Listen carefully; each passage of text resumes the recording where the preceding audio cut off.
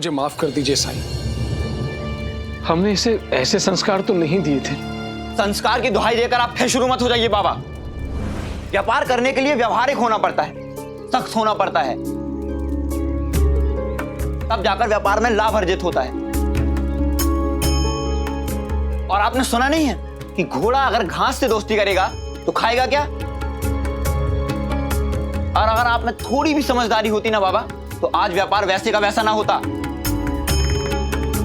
आपकी दुनियादारी के चक्कर में हम कभी तरक्की नहीं कर पाए। खैर, ये सब बातें मैं आपसे क्यों कह रहा हूं? अगर आप में समझ होती तो इस खंडहर में अपना समय व्यर्थ न कर रहे होते आप। ऐसा नहीं है, आप जो सोच रहे हैं वो गलत है। व्यापार तो मैं भी करती हूँ, और हर व्यापारी ये जानता है कि अपने ग्राहक से अच्छे से बात करने से बिक्री बढ़ती है। अगर आप अपने ग्राहक के साथ अच्छे से पेश आते हैं तो वो दोबारा आपके पास आते हैं, और अपने मित्रों, अपने रिश्तेदारों से भी कहते हैं कि वो इसी व्यापारी के पास जाए। अच्छा, किस चीज का व्यापार है तुम्हारा? उपले बेचती हूँ मैं। उपले? देखा बाबा, उपले बेचने वाली हमें व्यापार सिखा रही है। भगवान के लिए चुप हो जा प्रकाश। वैसे किस चीज का काम करते हो तुम? क्या व्यापार है तुम्हारा? कुम्हारी का, मिट्टी का सामान बनाता हूं। पहले व्यापार बाबा देखते थे, लेकिन अब मुझे मेरे व्यापार में कोई समस्या नहीं है, कोई दुविधा नहीं है मुझे मेरे लक्ष्य को लेकर। हाँ, अब मैं चलता हूं, क्योंकि यहां समय बिताने से मेरी दुकानदारी पर असर पड़ेगा। और हाँ साईं, अगर आपको मेरी सहायता करनी ही है तो बाबा को समझाइए कि ग्राहकों के साथ अति उदारता से पेश ना आए। ग्राहक इन्हें अपनी दुख भरी कहानी सुनाते हैं और ये सदैव खुद का नुकसान कर लेते हैं। चलिए बाबा। रुको प्रकाश, क्या जाने से पहले मेरे लिए कुछ बनाओगे? ऐसे लगेंगे, और वो आपके पास होंगे नहीं। विश्वास रखो, तुम्हें तुम्हारी मेहनत का वाजिब मेहनताना जरूर मिलेगा। अब तो बनाओगे ना? हाँ हाँ, लेकिन बनाऊंगा कैसे? साईं, लेंडी बाग में मैंने चिकनी मिट्टी देखी थी, उसे ले आऊं? ले आओ। लेंडी बाग का रास्ता बताने के लिए बहुत बहुत शुक्रिया।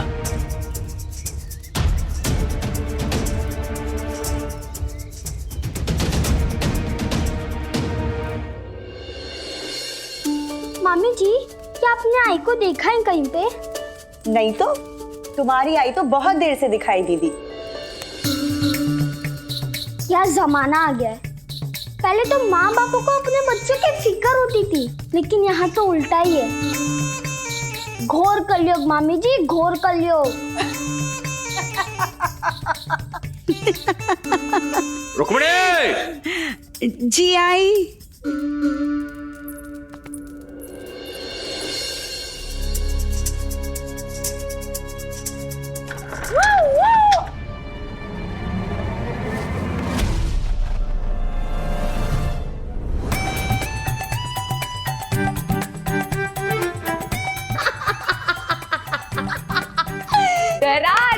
डरा दिया। आज जाकर बचपन का बदला लिया है मैंने दादा। याद है बचपन में तुम मुझे ऐसे ही डराया करते थे। डरा दिया। ये चिवताई को क्या हो गया है? अरे वही नहीं, मैंने ना दादा को डरा दिया ऐसे।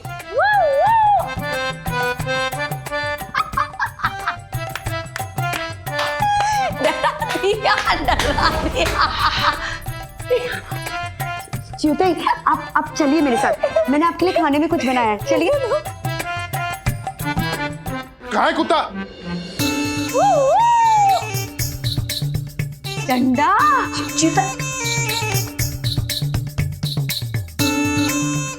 अंता जी, चलो हम चोर सिपाही खेलते हैं। हाँ, तू चोर, मैं सिपाही। वैसे भी शक्ल से चोर ही तो लगते हो तुम।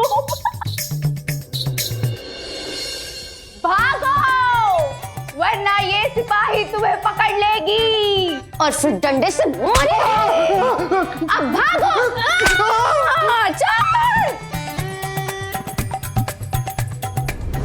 मामा जी, क्या हुआ आई को?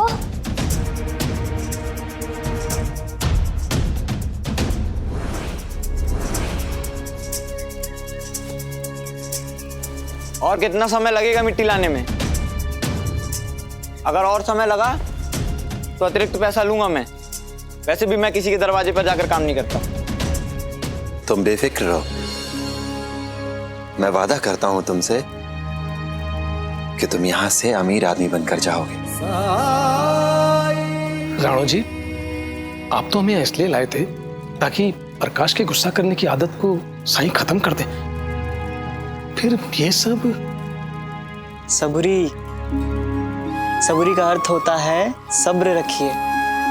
साईं के रास्ते टेढ़े मेढ़े जरूर होते हैं, लेकिन अपनी मंजिल तक जरूर पहुंच जाते हैं। देखना, आज आपका बेटा अपना गुस्सा यहीं त्याग कर जाएगा, है ना साईं? अब बताओ भी तो मुझे बनाना क्या है? हृदय, हृदय की दो आकृतियां बना दो मेरे लिए। हृदय? हृदय मतलब इंसान का दिल? मगर मुझे तो पता ही नहीं है कि इंसान का दिल दिखता कैसा है। अपनी आंखें बंद करो और कल्पना करो कि कैसा होगा वो दिल जो सीने में धड़कता रहता है। और फिर तुम्हें जो भी आकृति दिखाई दे, बस वैसी ही दो आकृति बना दो मेरे लिए। ये क्या फालतू बात कर रहे हो फकीर? क्यों फालतू? हाँ, साईं ने कहा ना कि वो आपको मेहनताना देंगे, तो फिर वो जो भी कहेंगे वो आपको बनाना पड़ेगा। इसमें आपको कोई परेशानी नहीं होनी चाहिए। चलो ठीक है, जो दिखेगा मैं वैसा ही बना दूंगा।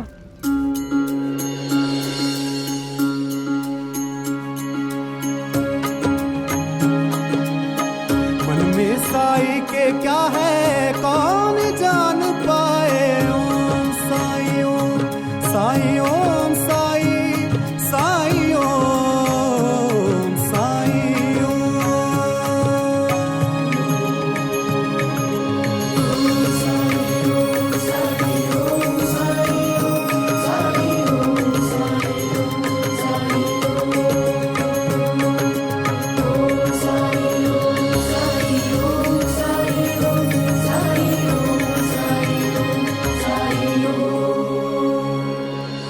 देखा मुझे, अब मैं वही बनाऊंगा।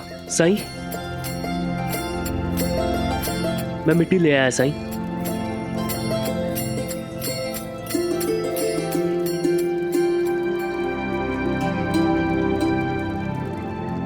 लेकिन आकृतियां बनाने के लिए तो भट्टी भी लगेगी। प्रकाश, जब एक साथ कई बर्तनों को पकाना होता है तो भट्टी की आवश्यकता होती है, पर इन दो आकृतियों को पकाने के लिए तो ये चूल्हा ही बहुत है।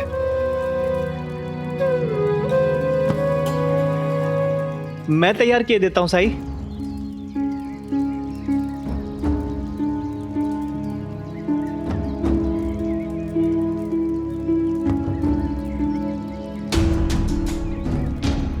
मुझे पानी लगेगा। हाँ,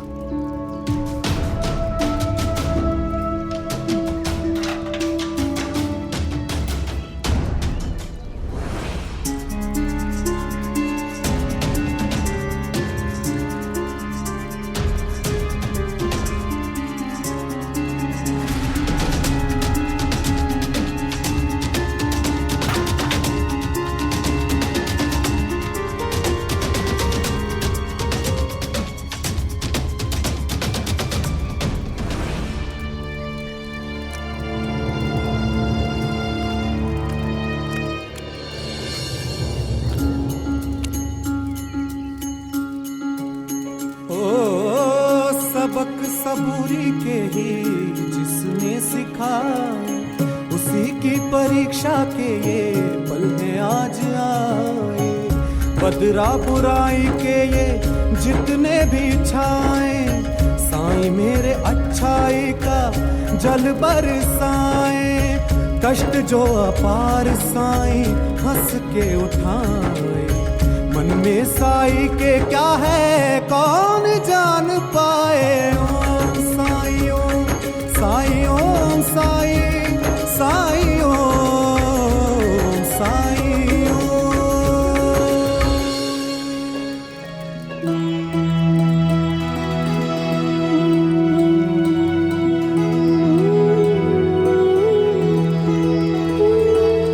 उसे वहीं रहने दो।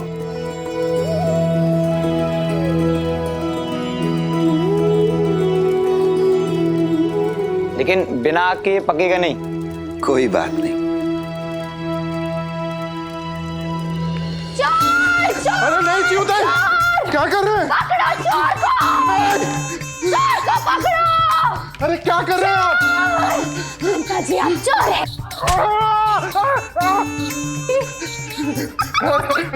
ये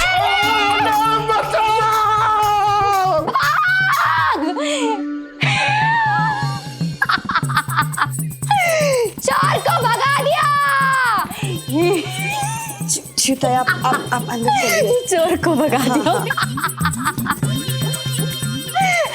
तुमने देखा चोर को? चलिए चलिए। चोर को भगा दिया। ये क्या चल रहा है क्यों? धीरे बोलो दादा, यहाँ कोई बहरा नहीं है। पता है तुम्हें किस चीज की जरूरत है? चंपी की। कहीं चिउताई ने केशव की शराब तो नहीं पी ली? क्योंकि तुम्हारी ये जो खोपड़ी है ना, वो गर्म हो जाती है। तुम्हारी अच्छे से चंपी करूंगी ना, तो तुम्हारी खोपड़ी ठंडी हो जाएगी और तुम्हारी ये गुस्सा होने वाली जो बीमारी है ना, बार बार गुस्सा करते रहते हो, वो ठीक हो जाएगी। तेल दो वहीनी। रुको मैं ही लेती हूँ, हटो। तेल कहाँ है? रुको।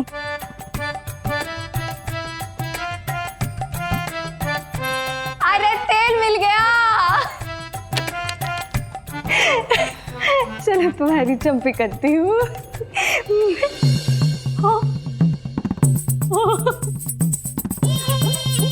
अरे तुम्हारी चंपी कैसे होगी? क्योंकि तुम तो गंजे हो।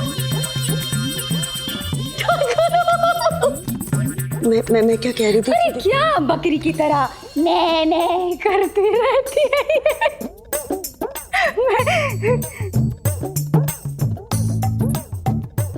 अरे गोविंदा, मेरे लाडले, आ मेरे पास आ। रुक जा, मैं आती हूँ तेरे पास।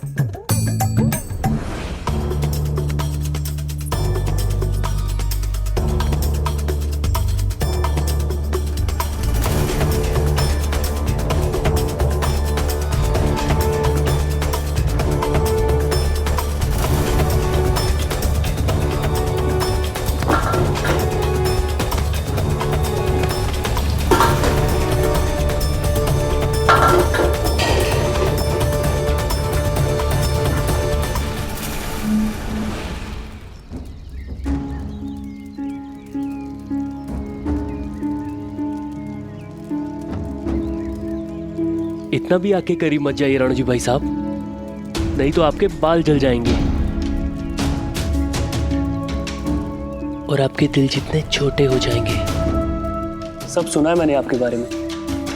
पहले साईं ने आपकी बीमारी ठीक की थी, उसके बाद आपने कहा था कि आप द्वारका माई में ही रहेंगे साईं के साथ और उनकी सेवा करेंगे। पर जैसे ही आप ठीक हुए, आप चले गए अपनी पत्नी के पास और साईं को भूल गए।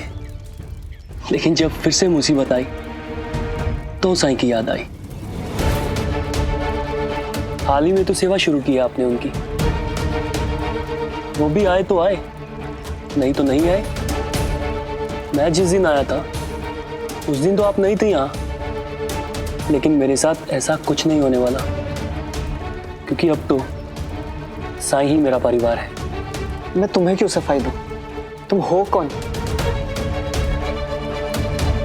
साईं, ये पक्कर तैयार हो चुका है, मैं निकाल देता हूँ। ले आओ।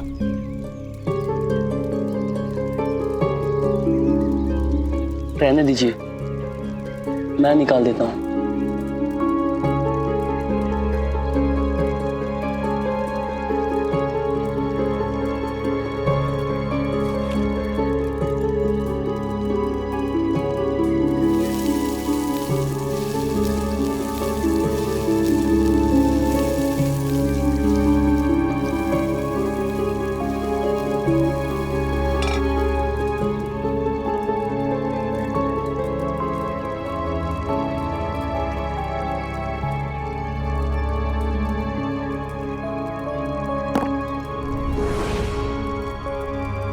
हाँ, ये पूरी तरह से तैयार हो चुकी है। अब जाओ और वो दूसरी आकृति ले आओ। लेकिन वो तैयार नहीं है। लाओ तो सही।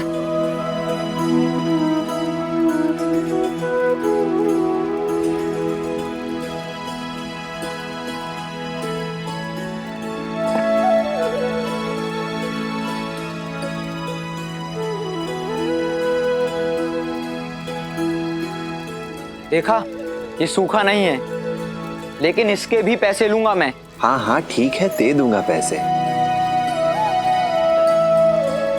पर अभी एक आखिरी काम और है। अब क्या है? मुझे एक पत्थर चाहिए।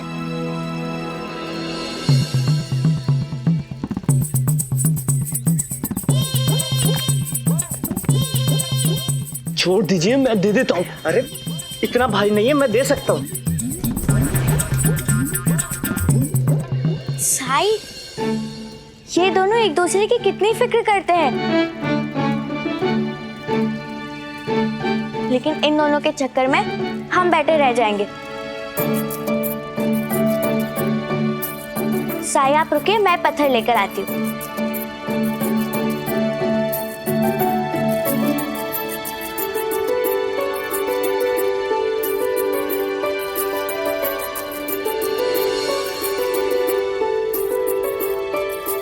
साई, ये चलेगा? हाँ। सुनिए आप दोनों, आप उस पत्थर को उधर ही रख दीजिए, हमें दूसरा पत्थर मिल गया है। ये लो। लो। मैं चाहता हूं कि तुम इस पत्थर से इन आकृतियों को तोड़ो। अगर तोड़ना ही था तो बनवाया क्यों? बाबा, आप इस आदमी से मदद मांगने आए थे। खैर, मुझे क्या, अगर तुम कहते हो तोड़ देता हूं।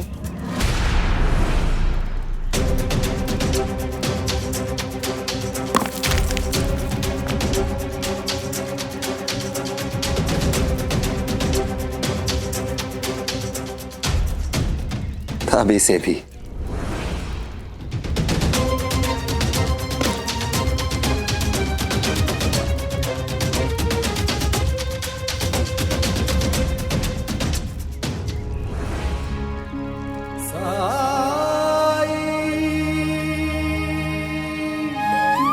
क्या तुमने गौर किया कि क्या हुआ है? हाँ तो? प्रकाश, भले ही ये दिल मिट्टी के हो, लेकिन तुम्हारी कल्पना के अनुसार ये तुम्हारे दिल की तरह है। तुम्हारे हृदय का प्रतिनिधित्व करते हैं ये। अब ये समझने की कोशिश करो कि हुआ क्या। ये जो आग है, ये तुम्हारे क्रोध, तुम्हारे गुस्से का प्रतीक है। तुम अपने दिल को इस क्रोध की भट्टी में जला रहे हो, तपा रहे हो, उसे कठोर बना रहे हो तुम, केवल इसलिए क्योंकि तुम्हें लगता है कि इससे तुम्हें शक्ति मिलती है, ताकत का एहसास होता है। तुम्हें एहसास होता है कि तुम मजबूत हो और तुम खुद और ये परिस्थितियां, ये सब तुम्हारे नियंत्रण में है ना? सही कह रहे हैं आप, लेकिन मैं भी बचपन से देखता आया हूँ कि लोग बाबा की शराफत का नाजायज फायदा उठा रहे हैं। लोग इन्हें अपने दुख दर्द की झूठी कहानी सुनाकर हर सामान सस्ते में ले जाते हैं और बाबा को लग रहा था कि वो उनकी मदद कर रहे हैं। बाबा की इसी दरिया दिली की वजह से कभी उनके पास पर्याप्त धन नहीं हुआ। एक दो बार मेरे साथ भी ऐसा ही हुआ। तब मुझे समझ आया कि ये दुनिया नेक और शरीफ लोगों का शोषण करती है, उनसे मीठी मीठी बातें करके अपना मतलब साधती है। मैं तुम्हारी बात से सहमत हूं, लेकिन इसका अर्थ ये तो नहीं कि तुम खुद को जलाते रहो। व्यवहारिक होना अच्छी बात है, बहुत अच्छी बात है, लेकिन खुद को नुकसान पहुंचाकर व्यवहारिक होना अच्छा नहीं है। तुमने देखा कि क्या हुआ? जो हृदय तपा, जला, कठोर हो गया, वो एक आघात भी सह नहीं पाया, टूट गया, टूटकर बिखर गया वो। अगर ऐसा ही कोई वार तुम पर हुआ तो तुम उसे सह नहीं पाओगे।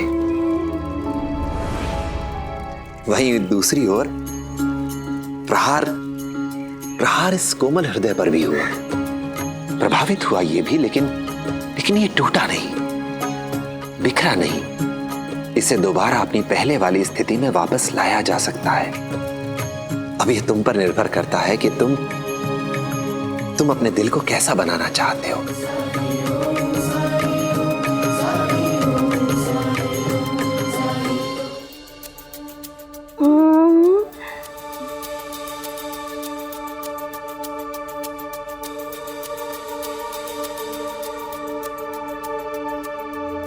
जो दादा,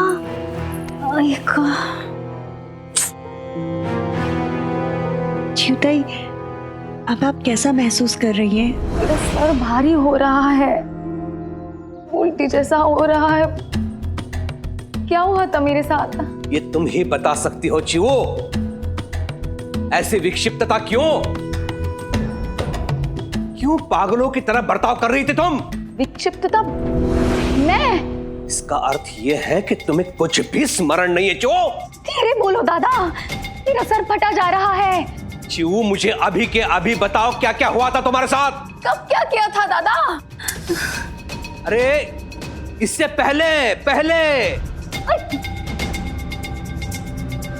उससे पहले तो ऐसे बोलो ना। उससे पहले, हाँ, उससे पहले मैं केशव के कमरे में गई थी। हाँ, आगे? हाँ, मैं उसके कमरे में जासूसी करने गई थी।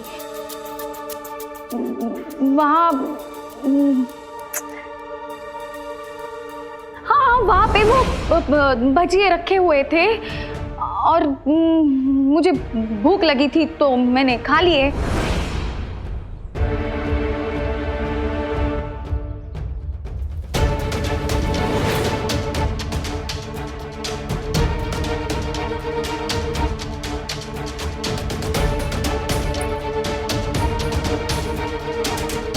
बदबूदार पानी?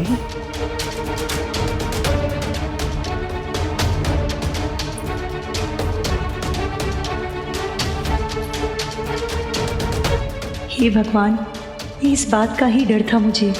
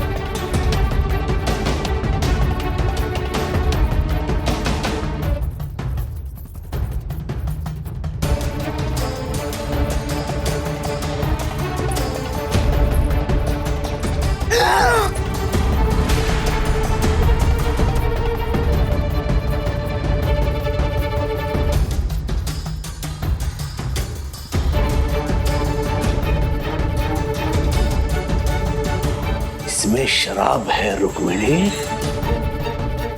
शराब। तुम्हें पता था ना?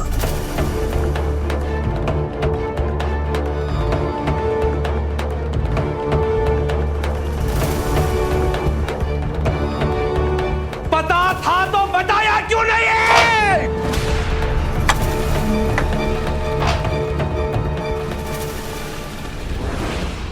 अब ये तुम पर निर्भर करता है कि तुम अपने दिल को कैसा बनाना चाहते हो। और ये बात सिर्फ गुस्सा करने वालों पर लागू नहीं होती। ये आग प्रतिनिधित्व करती है हर बुरी इच्छा का, हर बुरी भावना का, जो कि इंसान के दिल को कठोर बना देती है, संवेदनहीन बना देती है। फिर चाहे वो नफरत हो, ईर्ष्या हो, या खुद को एक दूसरे से बेहतर साबित करने की प्रतिस्पर्धा।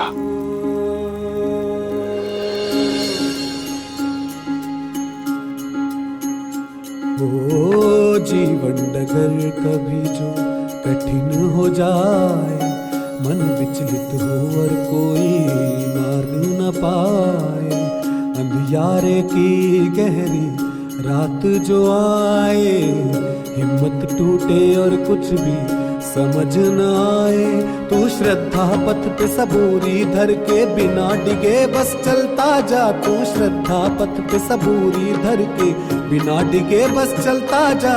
श्रद्धा भक्ति धीर तुझे उस पार लगाए, तेरा संयम और विश्वास तुझे राह दिखाए। शुक्रिया साईं, मेरी आंखें खोलने के लिए। मुझे माफ कर दीजिए, मैं आपके साथ बहुत बदतमीजी से पेश आया। साईं, आपने सच कहा था कि मैं यहाँ से धनवान बनकर जाऊंगा। मैं धनी हो गया साईं। आपकी दी हुई सीख अनमोल है, अनमोल। राम जी भला करे।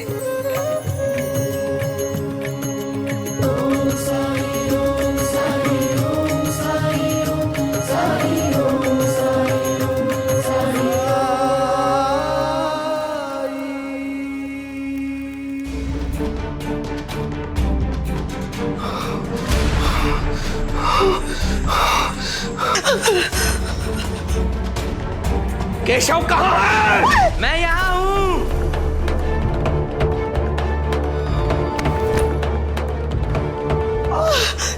केशव,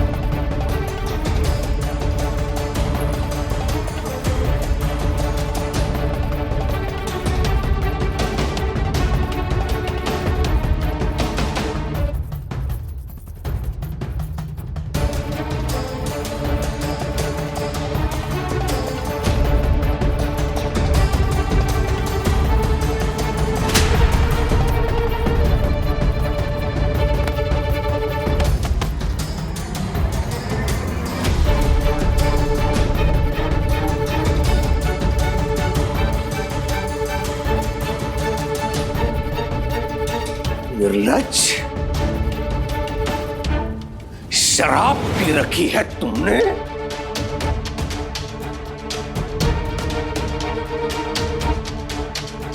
इतना दुस्साहस? शराब पी के वाड़े में चला आया तू?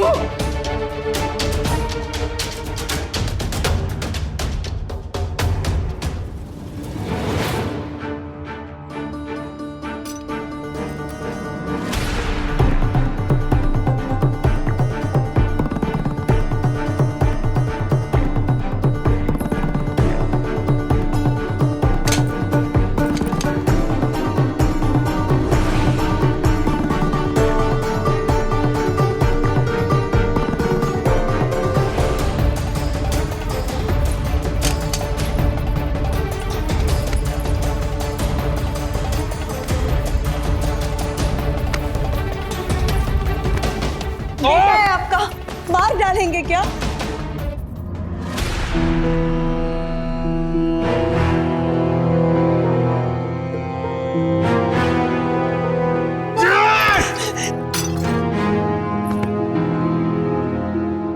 की भट्टी से शराब पी के आया है ये। समझ रही है ना इसका परिणाम क्या हुआ होगा? वहां कितने लोगों ने उसे देखा होगा शराब पीते हुए। अब तक सब लोगों को पता चल चुका होगा कि कुलकर्णी सरकार का बेटा शराबी है, शराबी।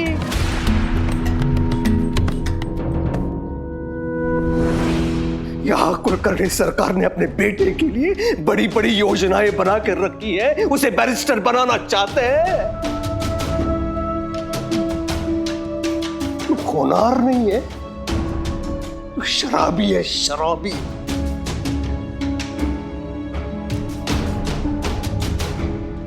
बातों को समझ रही है तू? गलती हो गई है केशव से, उसे सजा देनी है तो उससे पहले उसे समझाइए, उससे बात तो कीजिए। हाँ, मैं बात करूंगा इससे, इसे समझाऊंगा मैं। हट जा। क्या कर रहे हैं आप?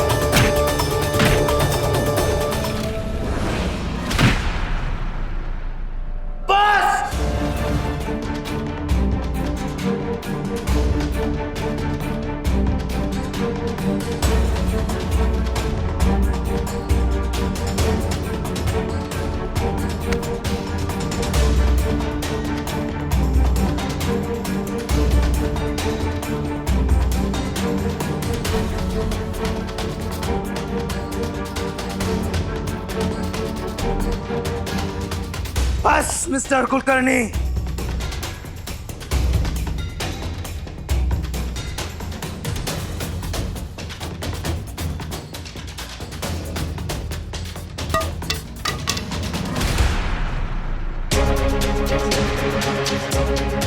आज हुआ सो हुआ, लेकिन आगे से आप मुझे हाथ लगाने की कोशिश भी मत कीजिएगा। बच्चा नहीं हूं मैं।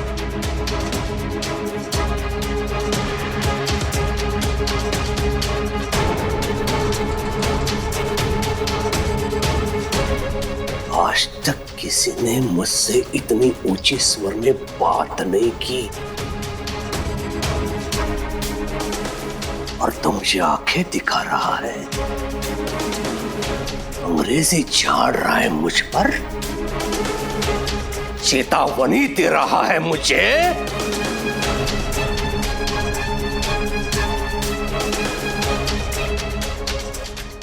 आपको आपकी दुनिया मुबारक। मैं चला यहां से।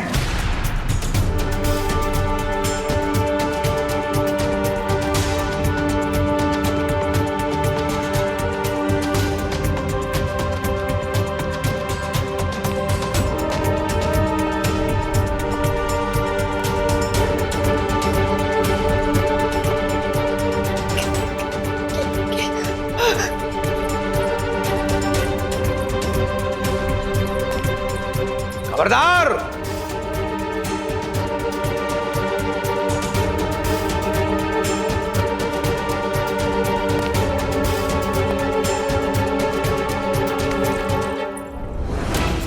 खबरदार जो उसे रोकने की कोशिश की।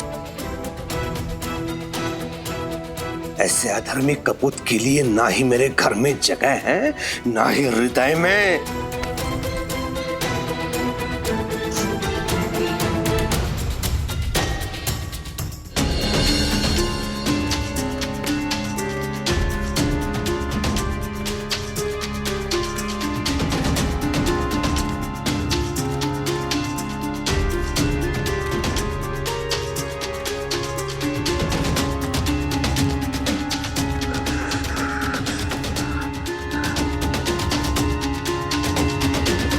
ये केशव ही है ना? हाँ, लेकिन लेकिन इसे हुआ क्या है? ऐसा लगता है जैसे किसी ने खूब पीटा है इसे। हाँ, लग तो ऐसे ही रहा है। आउट! आउट!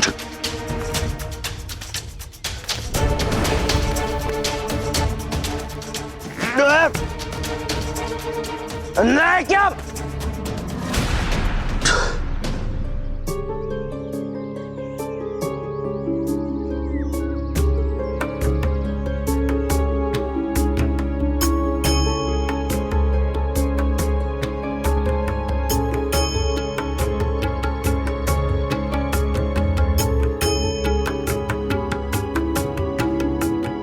बहुत सुंदर दिख रहे हो केशव। सुंदर? कोई भी मुझे देखकर कह सकता है कि मुझे पीटा गया है। अब आपको थोड़ी सी भी तकलीफ नहीं हो रही? या फिर आपकी सहानुभूति केवल आपके भक्तों के लिए है?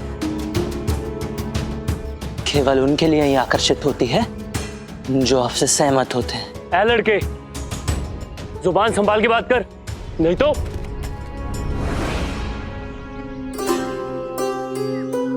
तुम्हारी तकलीफ का एहसास मुझे है, लेकिन हिंसा, विद्रोह, विरोध ये कभी उत्तर नहीं हो सकते। तुम्हारी चोट में मुझे तुम्हारे पिता की चिंता दिख रही है। सही मार्ग पर लाने का प्रयास किया है उन्होंने तुम्हें, और अगर इससे तुम सही मार्ग पर आ गए तो ये उनके दिए उपहारों में तुम्हारे लिए सबसे ज्यादा मूल्यवान होगा। सबसे मूल्यवान। बाप, सही में कुलकर्णी सरकार आपको पाखंडी कहते हैं। पाखंडी। पूरी शिरडी जानती है कि आपका और कुलकर्णी सरकार का 36 का आंकड़ा है। और अब वही कुलकर्णी सरकार मुझे मारने के बाद वो एक अच्छे पिता बन गए। जब मैं छोटा था तब आपकी चिकनी चुपड़ी बातों में आ जाया करता था, लेकिन अब मैं बच्चा नहीं रहा हूं। मुझ में अक्ल आ गई है, परखने का ज्ञान आ गया है, और मैं जान गया हूं कि आपके हंसते हुए चेहरे के पीछे क्या राज है। और ये भी जान गया हूं कि आपकी चिंता केवल व्यर्थ की है, केवल ठकोसला। और आपके शब्द उतने ही खोखले और अर्थहीन हैं।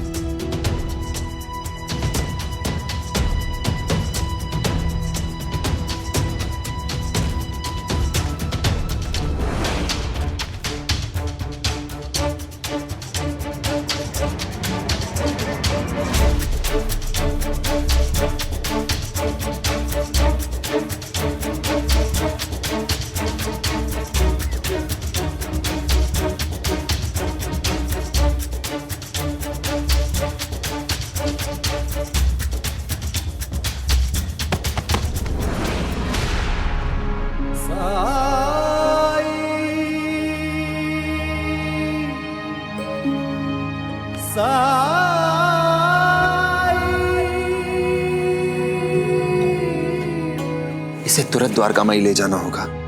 मैं ले चलता हूं साईं।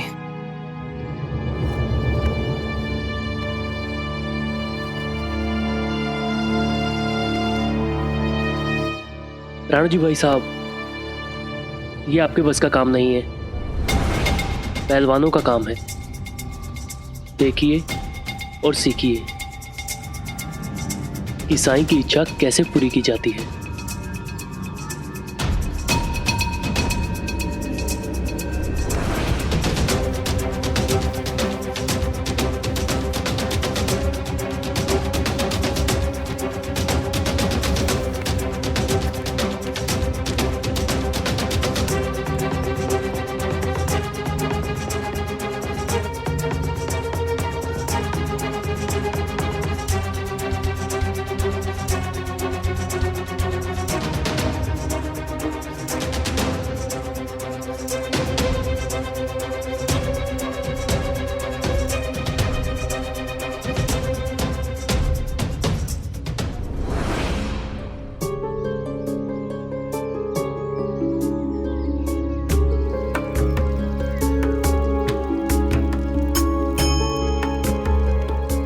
केशव?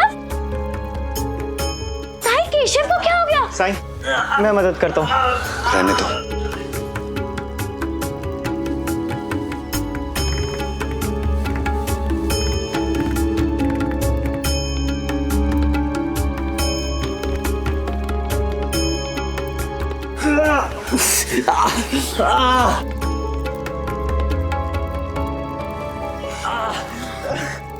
साईं, केशव को क्या हुआ? केशव, क्या हुआ तुम्हें? केशव, केशव क्या तकलीफ है, बता मुझे।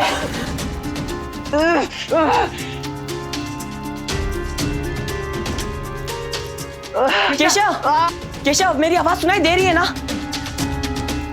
केशव। साईं, केशव ठीक तो हो जाएगा ना?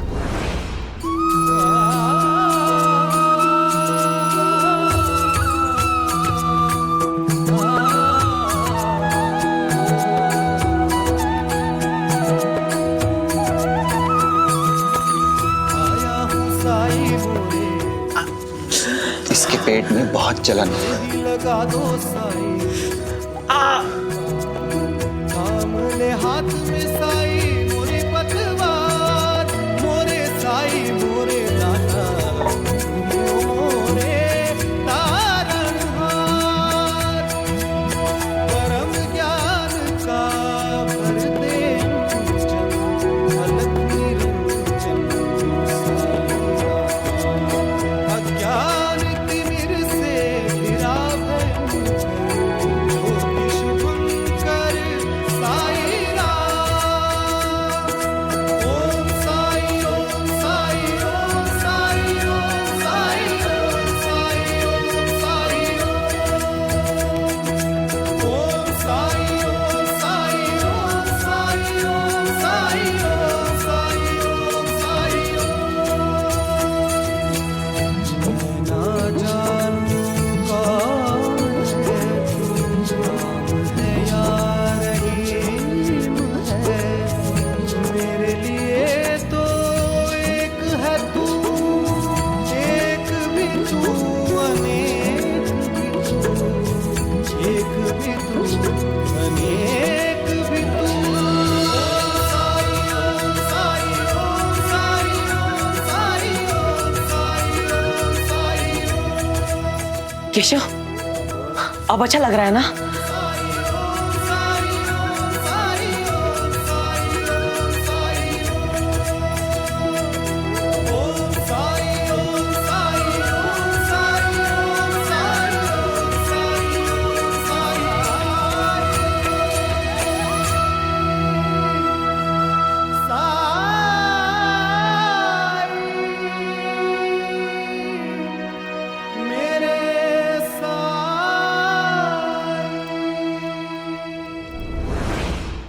ऐसे और भी मज़ेदार वीडियो के लिए हमारे चैनल को लाइक, शेयर और सब्सक्राइब करें।